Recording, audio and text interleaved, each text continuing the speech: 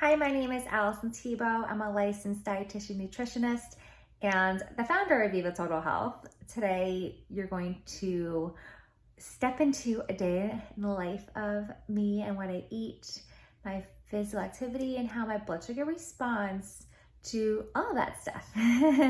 It's really important to know what your blood sugars are just so that you can better manage them, because blood sugar that is not well managed can lead to a lot of issues down the road, of which include diabetes, cardiovascular disease, kidney impairment, Alzheimer's, forgetfulness, crankiness, and it can also lead to being overweight and obese.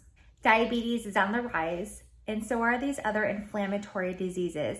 And we can do our best to try to avoid them through diet, exercise, physical activity, and less stress. I'm going to be talking to you more about this as we move on throughout the video. And 3 things I do want to introduce to you right now are called your A1C, your fasting blood sugar, and your AccuChecks. Your fasting blood sugar is taken first thing in the morning before you eat or drink anything. Your A1C is your average blood sugar for the past 3 months, and your AccuChecks are typically taken throughout the day. Most oftentimes, it is taken 1 to 2 hours after you eat or drink anything. Your blood sugar can very much affect the quality and health of your gut microbiome and your hormones. We want to make sure that you live a long, healthy, happy life. And you can do that through diet and the kinds of foods that you are eating. So I'm here to help educate you on how to do that. There are 4 components to meals that I do educate my patients and clients to include.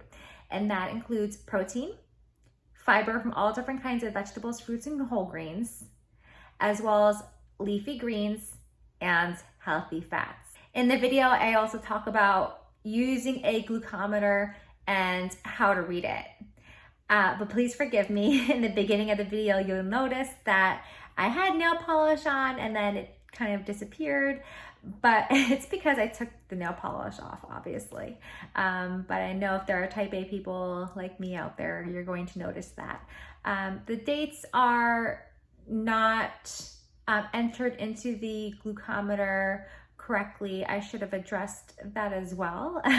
My husband, who's a physician, had fixed that problem for me after I did the intro to the video. But I didn't want to mess with the video because I wanted to be true to the day. Okay, well, here's a day in the life of me again. I hope you enjoy it and have some fun. Hi, good morning. It's 6:15 in the morning and I'm about to take my blood sugar. And let's see what the number is. Last night I had sashimi with some seaweed salad, some pickled vegetables, and water. We have our glucometer, our glucose test strips, lancets, and our applicator, which is going to prick me for the blood. I'm going to take one of the lancets. I'm going to twist this plastic piece off, so now you can see that the needle is exposed. I'm going to put that right into the applicator, just as so. Put the cap back on, twist to close, and pull it back so that it's ready to poke. The numbers over here just show how deep you want the needle to go depending on how thick your skin is. I usually have it around 4 or so. And then what I'm going to do is take one of the glucose strips and put it right into the glucometer. So you can see this piece should be facing outward because that's where the blood will enter for the reading. I already washed my hands. Make sure you wash your hands. And what I do is I kind of just push the blood up into my thumb like this. You can see it's already getting red. You really don't need that much blood. You push in, prick. You can hear that little click, and you see the blood start to collect. And then blood sucks up right into it. I always have a handy napkin on hand, and it reads 88. That's perfect. And that's the number I expect. One, because yeah, I'm healthy and I'm physically active. But two, my meal last night was really high protein, healthy fats that works to help stabilize and maintain healthy blood sugar. Welcome to my little coffee bar. So I already made my espresso. I'm just going to add it into my cup. I also made coffee. Let's add that in there. I like to use this stuff, pistachio milk. It's so delicious. And it's very low sugar, low carb too. So you can see only 2 gram net carb.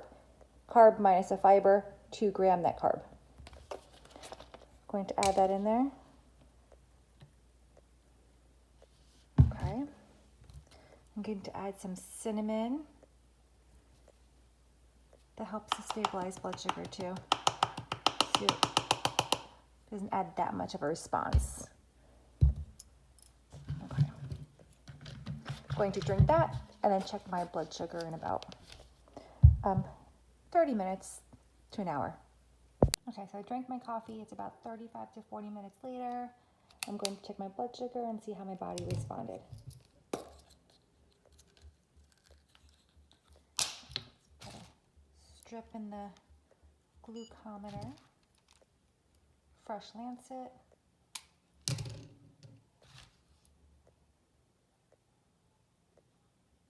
Ooh, do I need more blood? Oh, it's got it. Okay. Nope, it needs more. There it goes.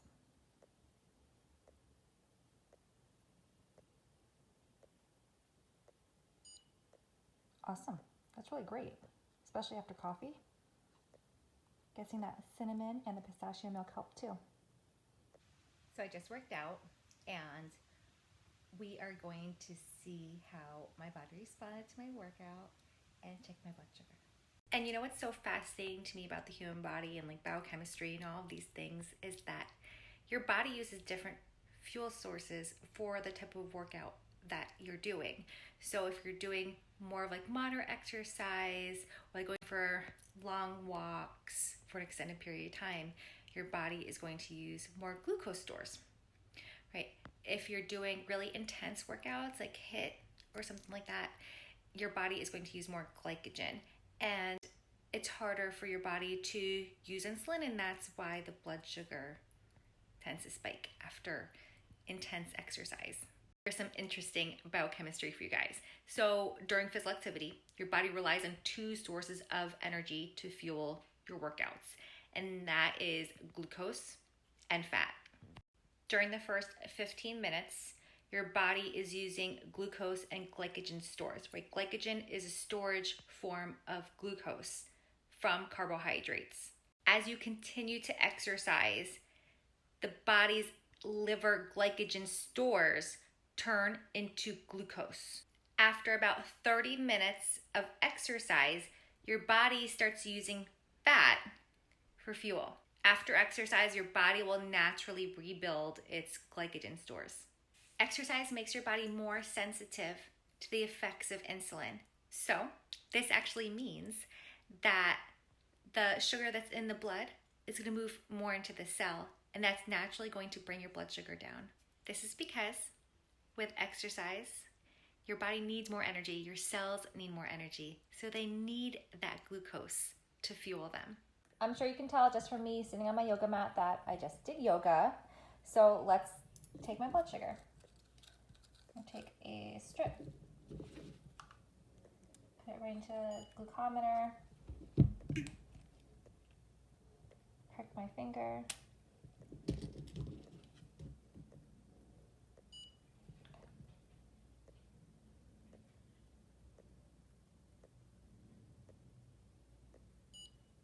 .103, which is actually pretty good for after exercise. So as you can see, just from my results, your blood sugar does increase. There was stress in the body. I worked out hard. It was strenuous. And the more strenuous your workout is, and the harder you work out, the higher your blood sugar is going to be. But your muscles are also still working, right? They're still working now even though I'm not exercising. So they're still burning energy. And the sugar that's in my blood, it's still pushing into the muscles to continue to fuel them. So your blood sugar is still going to continue to decrease and come down. So that's why it's really important to continue to exercise, keep up with your exercise routine, and your blood sugar is naturally going to come down. Your body is going to continue to burn that. Oops, forgot I was taping. Obviously, I drank my protein shake already, so I'm just going to show you what I put in there. This is the protein powder that I used. It's by Truvani, chocolate peanut butter. It's really, really yummy. I also add my spirulina in there, as well as chlorella. Greens are super important to add. I also added my adaptogens, cordyceps, ashwagandha, yin power. I also added cinnamon, which adds lots of flavor, and it's great for your blood sugar. This is my plate of veggies that I love to enjoy after I drink my protein shake. So I have some cucumbers, tomato, roasted beets, cauliflower, broccoli, which are left over, some roasted cinnamon kabocha, and Brazil nuts, which are really high in selenium, an important antioxidant. Great for your thyroid, great for hormones, reduces inflammation. So as you can see, I have my protein, my fiber, healthy fats, and greens. Those are the 4 components that I teach to include in your meals. It's been about 90 minutes since I ate. Let's go put a new lancet in. Okay. Put the cap on, pull back. Perfect. I'm going to put a new strip in.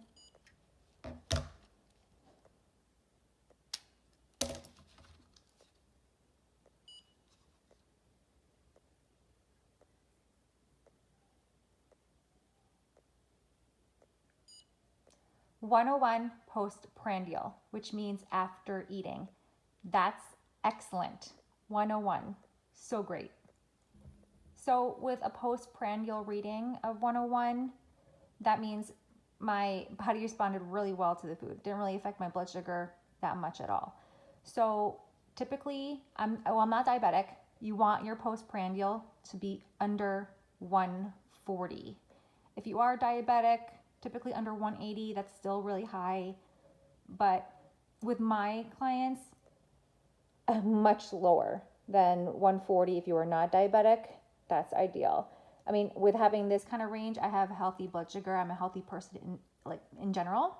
So this is really great glucose control. I just finished a couple of meetings. I have some time in between my next meeting, and I want to check my blood sugar again to see if it returned to my preprandial blood sugar. So preprandial means prior to eating, before eating, right? Postprandial means after eating. And a good time to measure your preprandial is about 2 to 3 hours after eating. However, it can depend on the individual, also how much you ate as well. And let's go check that number out. All right, let's do this. You guys pretty much know the drill by now.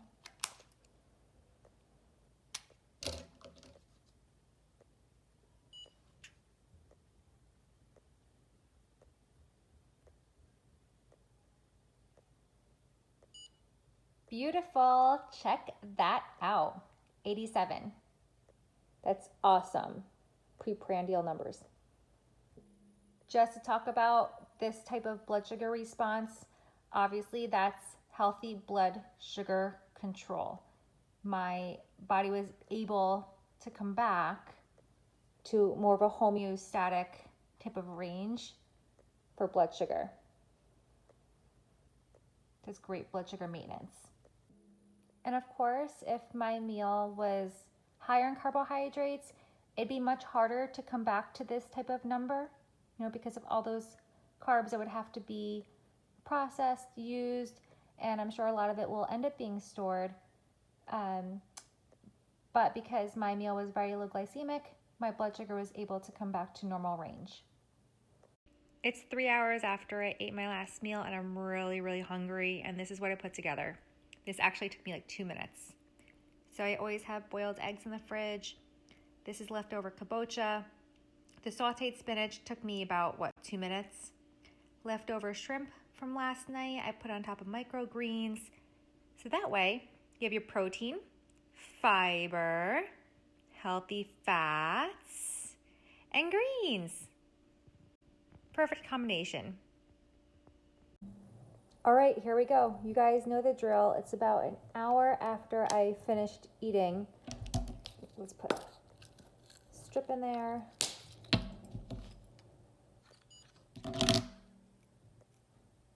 Prick. Okay.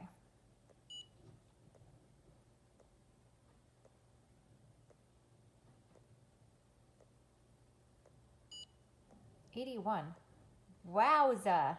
Check that out. That's so awesome. 81 postprandial after lunch. So great. Perfect glycemic control. I'm done with meetings now. I just cleaned up the kitchen, I washed the dishes, did all of my house duties, I guess you would call them, and now I'm a little hungry. I'm gonna have a snack before I have dinner later, and I'm gonna snack on a bunch of very colorful and nutritious berries. I love going for berries, one, because they're fantastic, they're so yummy, but also they're really high in antioxidants. So they support your immune system, help to prevent and reduce inflammation, all these great things. And they also contain fiber, so they have little effect on your blood sugar as well. And they're very satiating. So I'm hoping that you can see that from the way that I'm eating. I'm not somebody that pushes a no-carb diet by any means. I'm plant-based. So vegetables have carbohydrates. However, it's making smart choices where you're not getting refined carbs in your diet coming from processed foods, fast foods, all these other foods that really affect your blood sugar. So honestly, towards the end of the day, I'm really not that hungry. My blood sugar is so well managed because I eat foods that are so nutrient dense, rich in protein, healthy fats, fiber, all these vitamins and minerals, antioxidants, phytonutrients that my body needs. But if I was lacking in those things, I'd be hungry all the time, especially if I was having a diet that was really rich in refined carbohydrates, packaged goods, all these other things. So if your blood sugar is high all the time, chronically, you're gonna be hungry all the time. Your body's going to expect that, and you're gonna crave sugars and carbs all the time. I guarantee it. Here is my beautiful bowl of blackberries, blueberries, and raspberries, along with one of my favorite things to eat in the world, raw cacao. It's 100%. This is what's in the bowl. It's really high in protein, fiber, healthy fats, has no sugar, and it will not affect my blood sugar at all. This is just a bowl full of antioxidant, rich, nutrient-dense goodness. Just to provide you with a little nutrition education, like I haven't been this entire time anyway, but if you check out the ingredients, the only thing it is made up of is cacao beans, which is the unprocessed form of chocolate. So you can see no sugar, has 2 grams of net carbs, that's a total carb minus the fiber. So it's only 2 grams of net carb, has protein, and check out all that healthy fat in there. So it's not going to affect my blood sugar at all. Alrighty, here we go. It's about 35 minutes since I ate the berries. I changed the lancet. Bear with me. Okay, twist this off.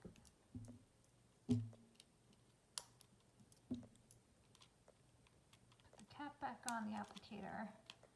Pull back. Okay, that's ready.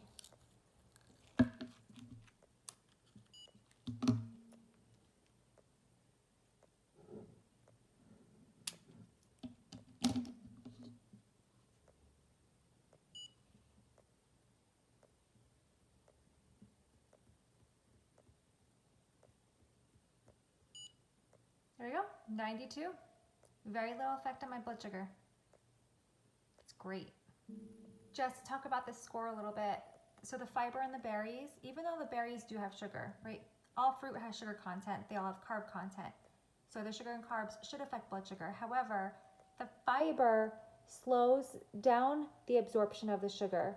So this number reflects that. Time for dinner. I opted for a salmon burger stuffed with microgreens. I also have some hummus in there with a side of roasted Brussels sprouts and air fryer zucchini. This looks so good, doesn't it? I'm sure you're thinking, oh my gosh, there's bread on that plate. Her blood sugar is going to be affected by that when we test it. However, here is my little trick. It's Julian Bakery coconut bread. So actually, each slice only has 1 gram of net carb. It's really high in protein and fiber. So it actually does not affect my blood sugar at all. And what I love about this is that if you look at the ingredients, it's all clean stuff. It's really delicious too. I love it. So filling and satisfying. So my dish has the 4 components that I always teach and preach and practice myself. Protein, fiber, right, healthy fats, and greens. Perfect. Here we go. It's been about an hour and a half, hour and 20 minutes since I ate dinner. Let's check it out.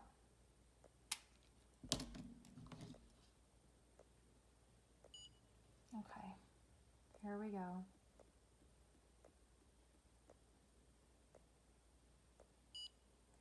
'89 postprandial. How great is that? You know, and I'm so satiated. My energy was so consistent all day long. I didn't have any slumps.